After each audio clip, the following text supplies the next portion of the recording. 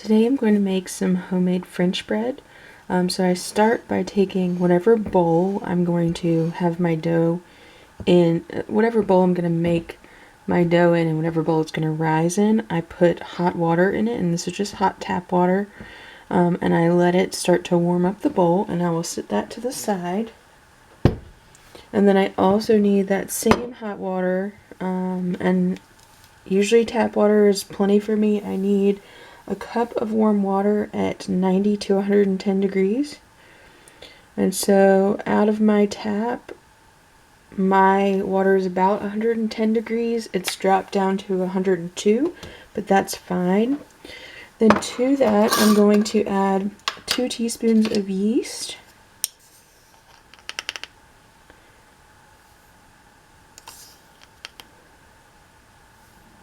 Alright, and I'm going to add just a little bit more because this is older yeast and it's been hanging out in my freezer, so I do give it a little bit extra there. We'll let that mix around. Alright, I'll set that to the side.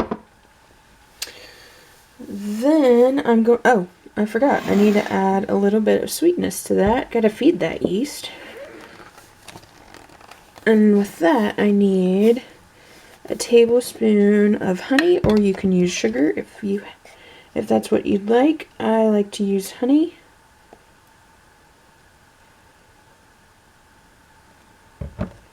So there's my tablespoon of honey. Just start feeding those little things, which I can already smell the yeast activating. It's already starting to smell like bread in here. Alright, so I've got everything sticky.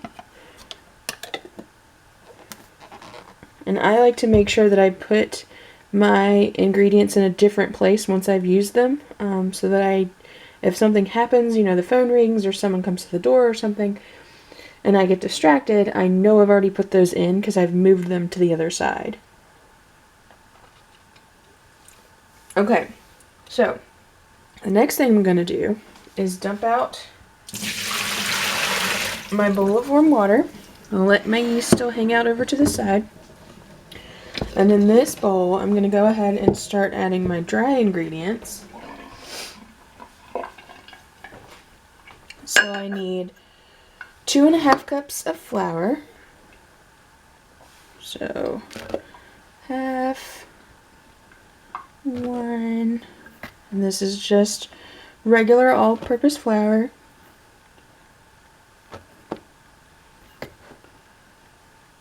Alright. And then I'm going to add some salt. I need 1 teaspoon of salt. Alright. And then I also need 1 tablespoon of oil. I'm going to use olive oil. And I have this fancy little contraption that measures. You can measure by squeezing the sides of it. So it's already measured 1 tablespoon for me. And I'll mix that in.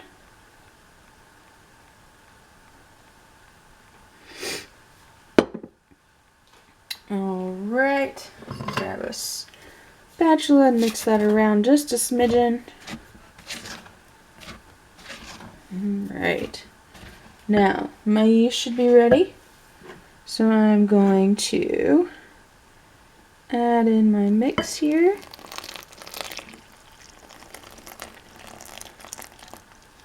Make sure you get it all that honey, all your yeast. Make sure everything comes out. Alright, and then I'm going to start from the outside and just gently fold that in. And get everything mixed together. And you'll see I'm spinning my bowl.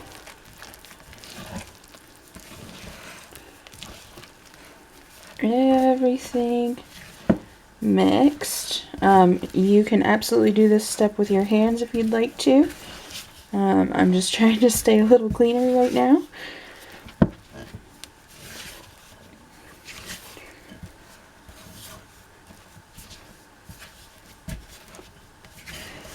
Okay, so now that I have that mostly mixed together, I'm going to dump it out onto my counter, and I'm going to add just a tiny bit of flour.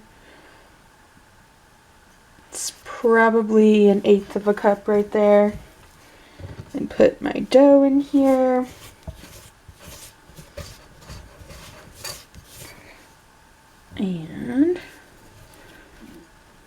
And one of the most critical parts when making bread is to get all of your ratios right. So in this step, while the dough is sticky, you still don't want to add too much flour. So it may stick to you, it may stick to your counter. That's perfectly fine. Once you get it kneaded well enough, it will stop sticking. But you don't want to add too much flour and end up with something really dry that can't rise properly and just isn't pleasant. So err on the side of less flour when you can. And you'll see this dough was already pretty dry, so it hasn't stuck to my counter at all and has been nice and easy to work with. Now I'm going to keep doing this for about probably 5 minutes, and then I'll be back to show you what's next. This bread, I'm right at the end of my 5 minutes of kneading, and as you can see, there's no more flour on my bench. I didn't add any extra. I just kneaded that probably 1.5 tablespoons, 2 tablespoons, and that was plenty. This is still a little sticky. See, you can see it's still a little sticky to my bench, but that's okay. That's I actually want that because it makes it easier to knead. But it's not sticking where I can't get it up, and it's not sticking to my hands anymore. So now what I'm going to do is give it a smooth surface. So I'm tucking everything in underneath so it has a nice smooth surface to rise with. Alright, so I'm going to use my same bowl that's still pretty warm. Gonna put a little bit of olive oil in. My thing is getting a little bit low, so let me grab my other one, and we'll add some extra olive oil in there. Alright. You just need about a teaspoon.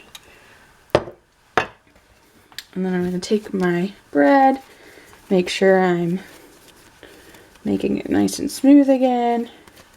And I'm going to drop it face first down into the oil, flip it over, spin it around a little bit, make sure it's nice and covered. And then I'm going to cover this with a clean kitchen towel and then sit it on my counter and come back in about 45 minutes to an hour when it should be up to this. You can see kind of where I was mixing, there's a little bit of flour ring there.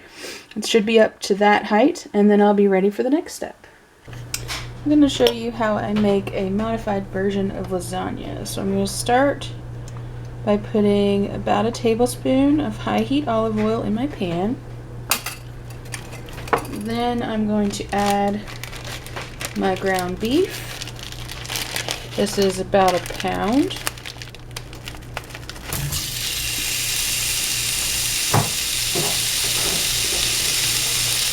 And I'm going to break that up.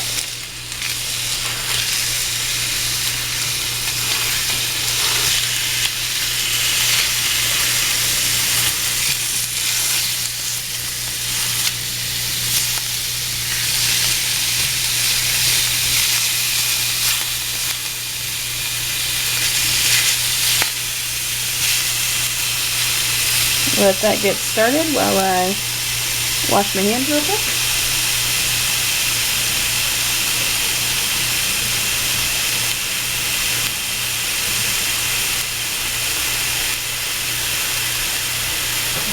so I'm going to add about a half a cup of diced onions. And those I have already diced and in the freezer. And I'm going to add 4 slices of frozen green pepper. I also have those in my freezer.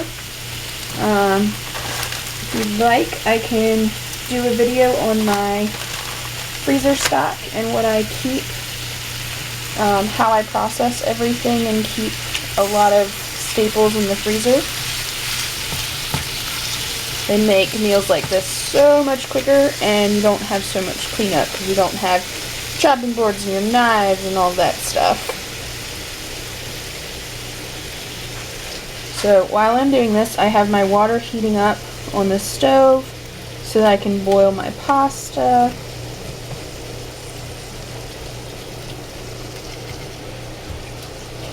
Alright. I'm going to let this cook for probably about 5 minutes, and then I'll be back. Now that my hamburger and peppers and onions are almost done, I'm going to add a jar of mushrooms. And I did go ahead and drain that can. You're welcome to use fresh mushrooms. Jarred are just what I have right now. And I'm going to let this keep cooking for probably another 2 minutes, and then I'll set this to the side and start on my next step. Okay, so I'm back with my dough. It has doubled in size, and now I'm going to flip it out onto my floured surface. You can see the air falling out of it, and I apologize for the background sound. My washer is on the spin cycle.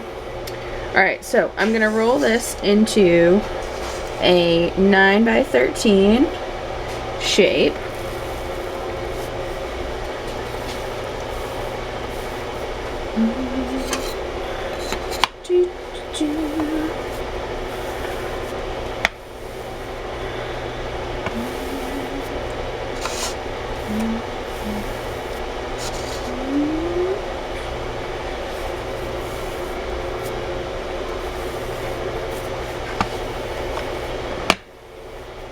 This part doesn't have to be super precise. The biggest thing you want is that 13 at the end, the 13 long, and that's because that's what's going to fit best in your pan, or at least in my case. So now what I'm going to do is I'm going to take and I'm going to roll it up kind of tight like you would a cinnamon roll.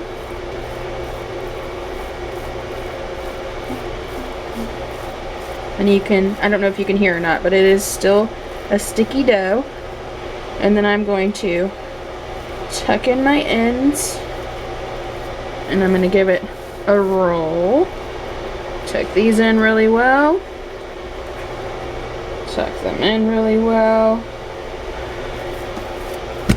And then give it a roll, and just kind of make sure it's nice and together. Then I'm going to transfer it to my baking sheet where I have my silicone mat. Make sure my ends are nice and rolled in.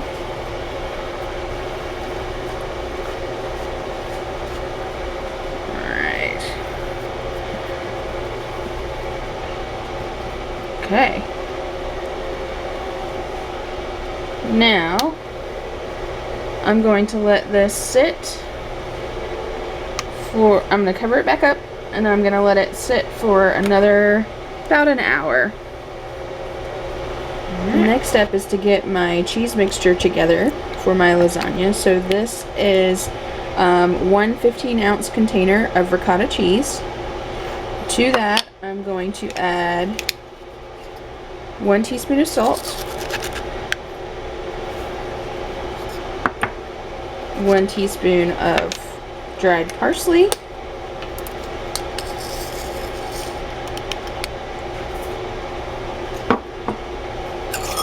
1 teaspoon of garlic powder if I can get the top off of it. There we go. Okay. And then a half a teaspoon of oregano.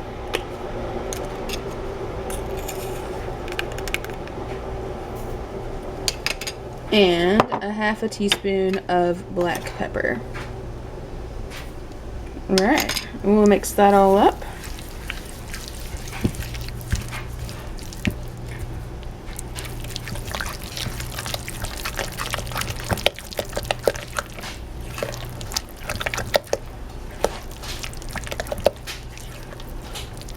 Okay, so that's my bechamel layer of my lasagna. Now to assemble. So I'm going to dump a little of my pasta sauce in the bottom.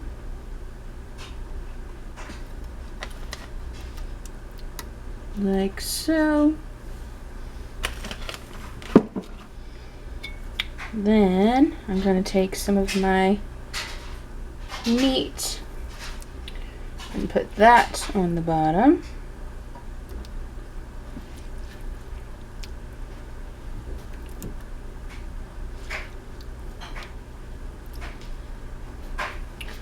Just spread it out. I don't mix my meat with the pasta sauce just because I just don't. I don't really have a reason other than that. Alright, so that's about one more scoop. That's half of my hamburger and mushroom mixture. Then I'm going to add a layer of my pasta. And I'm using rotini pasta instead of lasagna, just because I like it. Makes it a little bit easier to serve. I have better results with the pasta being all the way cooked.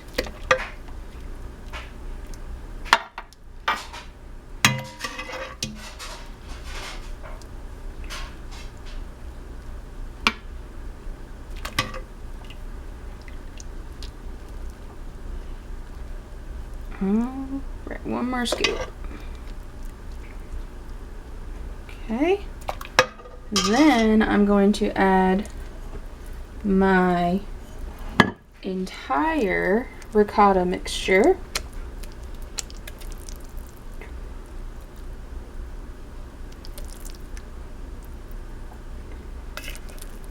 Remember, this has all my herbs and spices in it.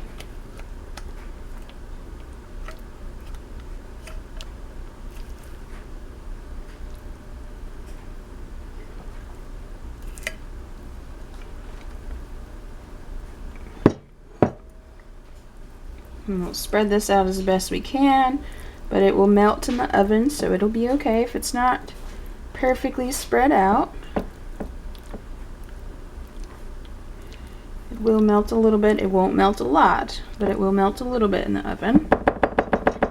Alright. Next thing, I'm going to add a layer of shredded Parmesan. And a layer of mozzarella.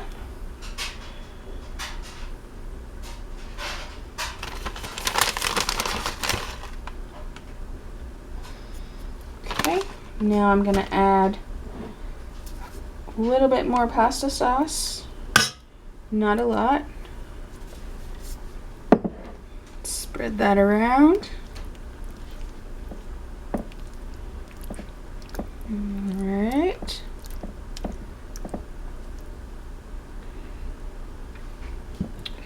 And I'm going to go back to my hamburger.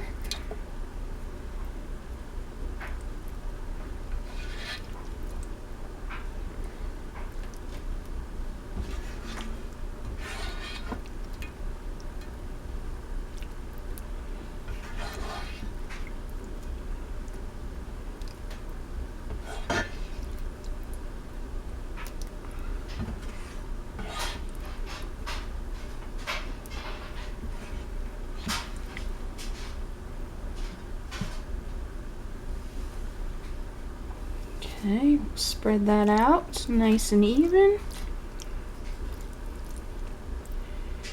And if you like more hamburger or even sausage in your lasagna, by all means, please add whatever you like.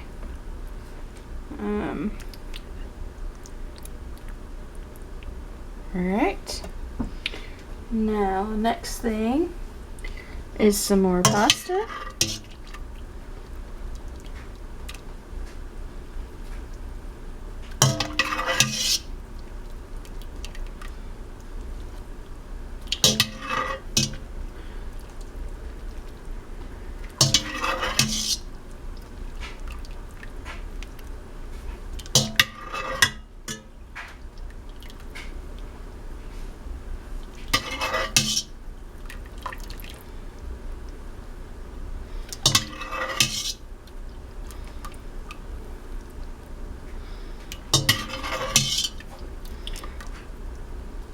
And this was a whole box, a whole pound of rotini pasta.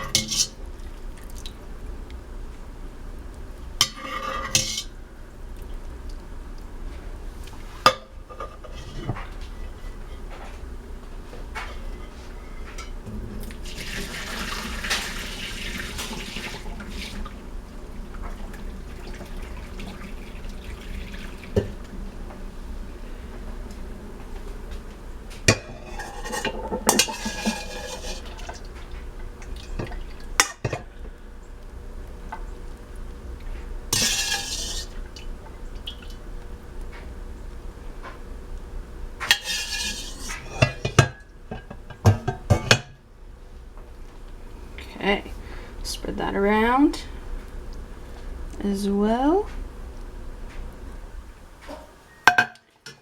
Then we're gonna add a little more of our cheese, a layer of Parmesan, and a layer of mozzarella.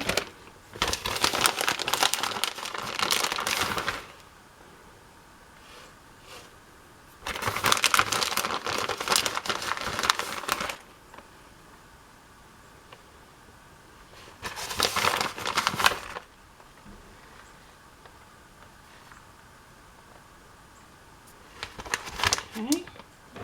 Now I'm going to pour on the remainder of my sauce.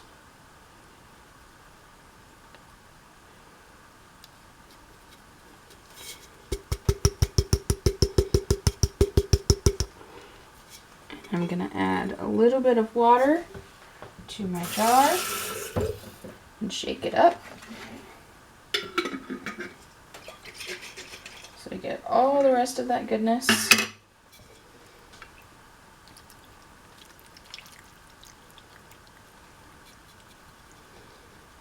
Alright, I'll take and spread that out.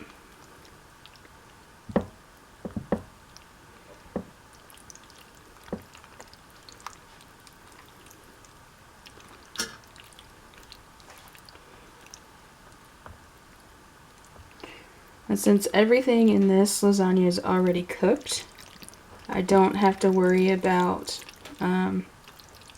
this being in the oven for the next hour or so. It's actually only going to be in the oven for about 20 minutes. So all these little, this not having a lot of sauce on top is going to be just fine. Alright, now I'm going to cover this with a generous layer of our Parmesan and mozzarella. And this is the part that's going to get ooey gooey and sometimes crispy in the oven.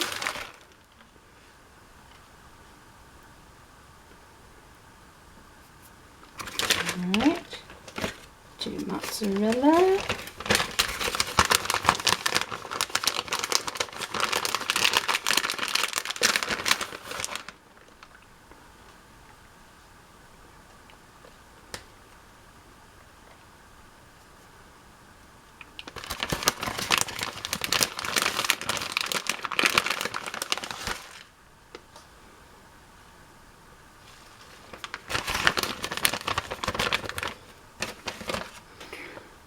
And make sure you get your cheese all the way to the edges.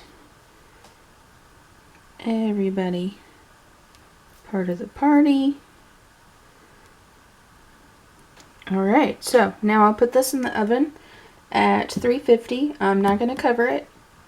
I'm going to give it about 20 minutes, and then once the cheese is nice and melted, we'll be ready for dinner. I forgot to show you before I put it in the oven, so this has been in like 10 seconds. So that's the size that you're looking for. And now my oven is on 375, and I'll bake it for 20 to 25 minutes. Next thing I'm going to make is a garlic butter spread for my French loaf, because I'm turning this into garlic bread. So I need 1 stick of butter that's been softened. Alright. Plus, I need a 1/4 cup of Parmesan cheese. Which is about that. Then I need 2 minced cloves of garlic. Be about that. Okay. Then I need a 1/4 teaspoon. No, I need 1 tablespoon of parsley.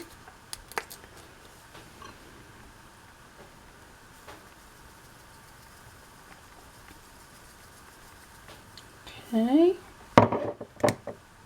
And then I need a 1/4 teaspoon of basil.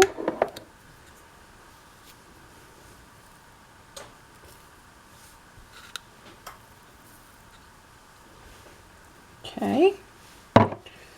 And 1/2 teaspoon of oregano.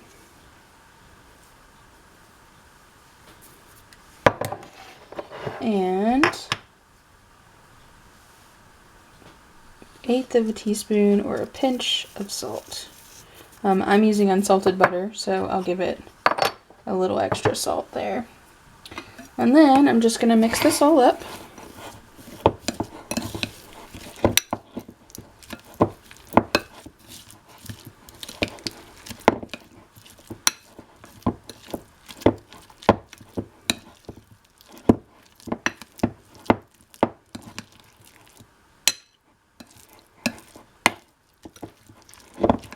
Make sure you mix it really well so that no one just gets a big mouth of garlic or oregano or something. Alright, so I'll just let this sit at room temperature until my bread is done baking.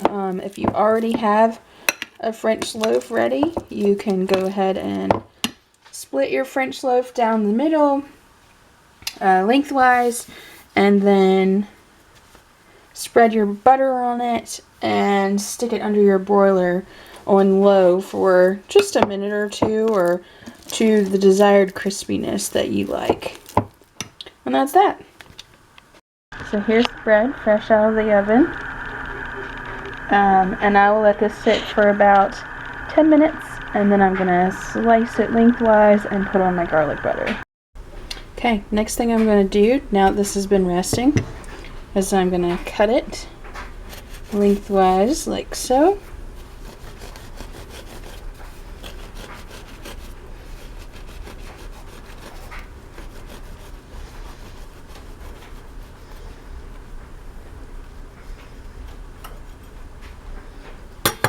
And open it up.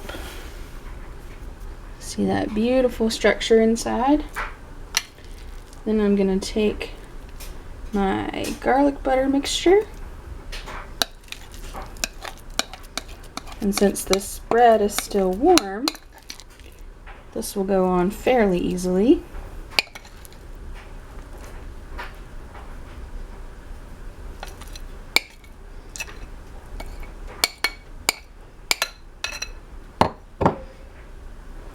And depending on the size of your bread and how heavy you like your butter, You may need more or less of this.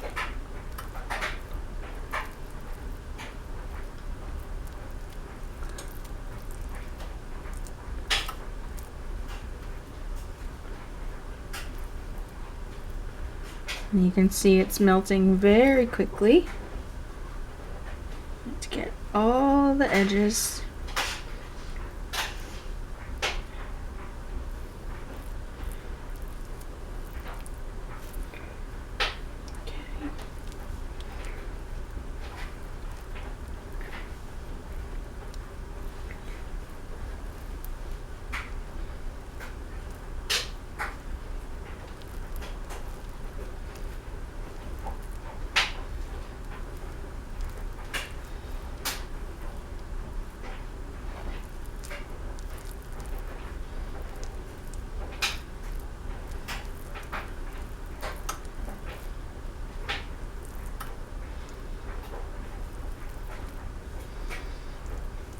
So you could absolutely go ahead and serve it right like this, but I like to get a little bit of crisp on top. So I'm gonna stick this back on my pan and put it in the oven.